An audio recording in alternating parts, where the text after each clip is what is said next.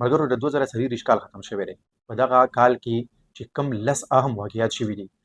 پنځه چې کوم دی نو پاکستان کې دننه او پنځه د پاکستان نه بهر یعنې دنیا کې، نو په هغې باندې یو نظر اچوو. نو لومړی چې کوم بار دنیا نه کوم خبره کوو، نو هغې کې د غزه او د فلسطین دغه جګړه چې کومه ده، نو دوی تھرو اوټ د ایئر چې کوم دی نو د ټولې دنیا او د میډیا هغه کوریج اخیستی دی، هغه توجه یې حاصله کړې ده. چې کله 2023 شروع شوه، نو هغه ټیم د فلسطین دغه جګړه صرف تر غزه پورې وه، خو اوس هغه صرف تر غزه پورې نه ده،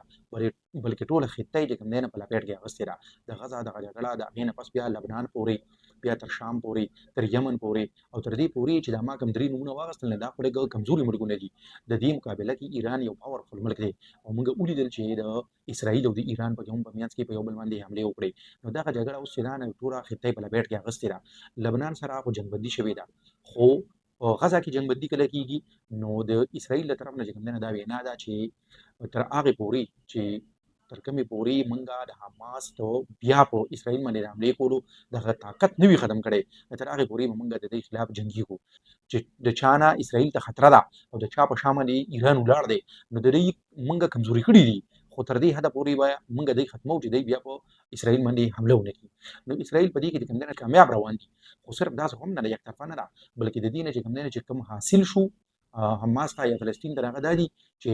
د عرب ملکونو له طرف نه چې اسرائیل د تسلیمولو کومه سلسله روانه وه، هغه ودرېده. او د عرب ملکونو د ټولو نه اهم ملک سعودي عرب چې دی، هغه اوس دا شرط ایښی دی چې موږ به اسرائیل هلې تسلیموو چې ورسره د فلسطین ملک جوړ شي. بله پکې دا مې خبره ده چې ګورئ د یورپ ملکونه چې دي درې، سپین او نیدرلینډ او ناروې، دا درې وړه ملکونه چې کوم دي نو دوی د فلسطین ریاست تسلیم کړی دی. او بل دا چې ساوت افریقي غونډه کې ملک په انټرنیشنل کورټ اف جسټس کې د اسرائیل خلاف د نسل کشۍ کیس داخل کړو، او د هغې فیصله هم د اسرائیل خلاف راغلی ده. دویم چې د دنیا نه کومه اهمه واقعه موږ ذکر کوو، نو هغه د یوکرین جګړه ده. د یوکرین جګړه چې 2 میاشتې پس پر هغې 3 کاله برابر شي،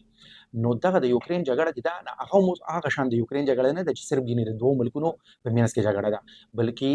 د نارت کوریا نه 12,000 فوجیان وایي راغلي دي، هغوی د روس په سپورټ کې د یوکرین خلاف جګړه کوي. او بل چې دی په دې جګړه کې د ایران ډرونز او د ایران میزایل هم روس اوس استعمال کړي دي. مطلب دا دی چې د روس له طرف نه پکې دا دوه ملکونه انوال دي، او بل طرف نه د یو کې او د یو اس دواړو میزایل یوکرین د روس خلاف استعمال کړي دي. نو موږ دا هم ویلی شو چې لکه دا د یو اس او د یو کې هغه انوالمنټ هم دی.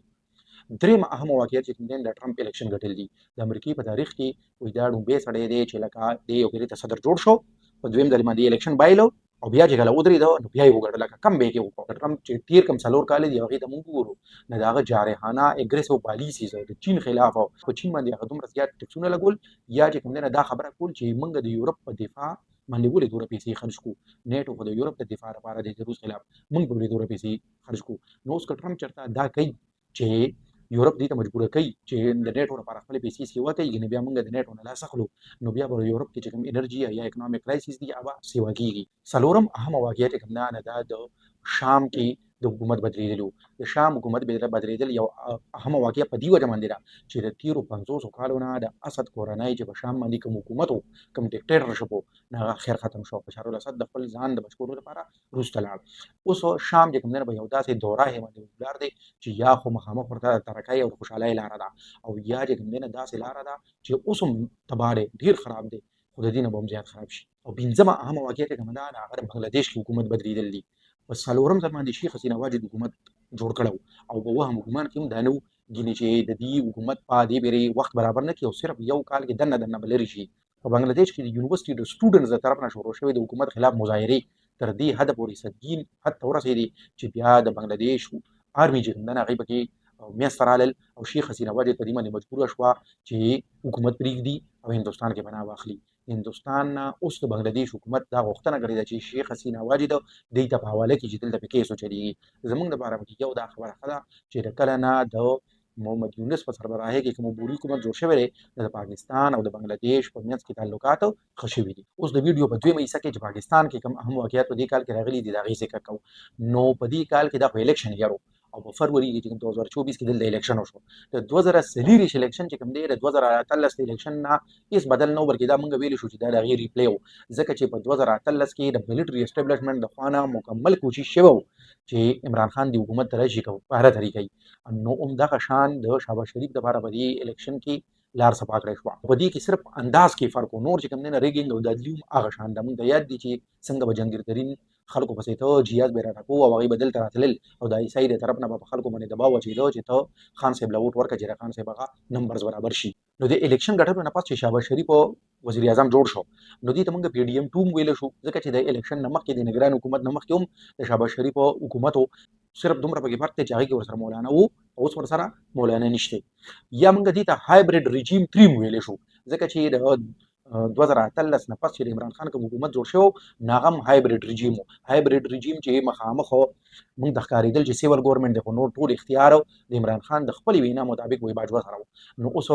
عاصم منیر سره دی، د سیول ګورنمنټ سره دومره اختیار دی چې په وړو کې مالګه. نو که څوک وایي که نه چې دا خو مخکې نه هم داسې به وه چې دلته کې به فورټ سره اختیار و او سیول ګورنمنټ سره به داسې ده، خو دومره هم نه وه لکه څنګه چې د عمران خان په دور کې یا د شهباز شریف په دور کې ده. دا کالو په پاکستان کې کوم نه د ادارو په منځ کې په ټکراو کې تیر شو او د شپږیشتم ترمیم په لاره باندې د پارلمان له طرف نه دا کوشش وشو چې په عدالت چې کوم نه لږ ډېر په خپل کنټرول کې راولي. د سپریم کورټ چیف جسټس فیض عیسی ریټایر شو او دغه په ځای باندې یحیی افریدي راغی. کوم د دې حکومت خواهش و چې کوم یو چیف جسټس تیر راشي. دا کال هم د ملټري اسټابلیشمنت او د پی ټی آی په ټکراو کې تیر شو. پی ټی آی د توپ روخ چې کوم دی هغه مکمل د اسټابلیشمنت طرف ته ځکه چې د پی ټی آی ورکرز پی ټی آی پارټي دا غني چې عمران خان په جیل کې دی نو دا د اسټابلیشمنت په وجه باندې دی او چې کله اسټابلیشمنت وغواړي نو بیا به دا پرېږدي. بل طرف ته اسټابلیشمنت د خوا نه هم د کوم دی نو څو نرم ګوشه نه ښکاري. دویم د پاکستان چې کوم دوست ملکونه دي هغوی سره په دې کې تعلقات نور خراب شو، لکه څنګه چې د 2024 په ډومبو میاشت نیمه کې د ایران د طرف نه په پاکستان کې په ډومبي ځل دومره په غټ ډیول باندې کاروایي شوې وه چې دلته کې حملې شوې وې او کسان یې مړه کړي وو. بیا په پاکستان باندې خامخا دا پریشر و چې د دې جواب دې ورکړي. پاکستان جواب هم ورکړی. ایران د هغې نه پس پوه شوی هم چې دا پاکستان سره چې کوم دی نه داسې طریقې سره هینډل کول دا ښه نه ده. نو بیا د هغې نه پس دواړه ملکونه کېناستل او هغه مسله خو حل شوه، خو دغه مسله پکې راغلې وه. هفته نیمه مخکې د پاکستان د طرف نه په افغانستان کې دننه چې کوم دی حمله شوې وه کسان مړه شوي وو او دا د 2024 په ډومبو میاشتو کې هم یو پېرې ته داسې شوي. نو مطلب د خبرې دا دی چې دا دوو ګاونډي ملکونو سره کوم تعلقات څنګه دي نو دا ښه نه دي. افغانستان دا خو ډېر تباکون دی ځکه چې په افغانستان کې د طالبان حکومت چې دی نو ټوله دنیا دا ګڼي چې پاکستان د دې په بیک باندې دی. نو که اوس د طالبان حکومت سره هم د پاکستان تعلقات خرابېږي نو بیا کله به د پاکستان دغې ملک سره تعلقات ښه کېږي. درېیم اوس چې کوم دی د امریکې د طرف نه په پاکستان باندې د پاکستان په میزایل پروګرام باندې پابندۍ یا چې کوم دی نو چې خان صاحب په جیل کې دی په دې باندې د هغوی ریزرویشنز چې کوم دي تحفظات ښکاره کوله. نو د دې نه دا ښکاري چې د امریکې پالیسي د پاکستان طرف ته چې کوم دی نرمېدو والا نه ده. بل ټرمپ چې کوم دی نو د ټرمپ خو اډو څه پته نه لګي هغه خو ان ایکسپیکټډ دی که نه. نو د پاکستان د اسټابلیشمنت او د حکومت لپاره په راتلونکي کال کې به دا هم ټارګېټ دا به یو چیلنج وي چې هغوی امریکې سره خپل تعلقات ښه کړي. د پاکستان د اکانومي لپاره دا کال څنګه و نو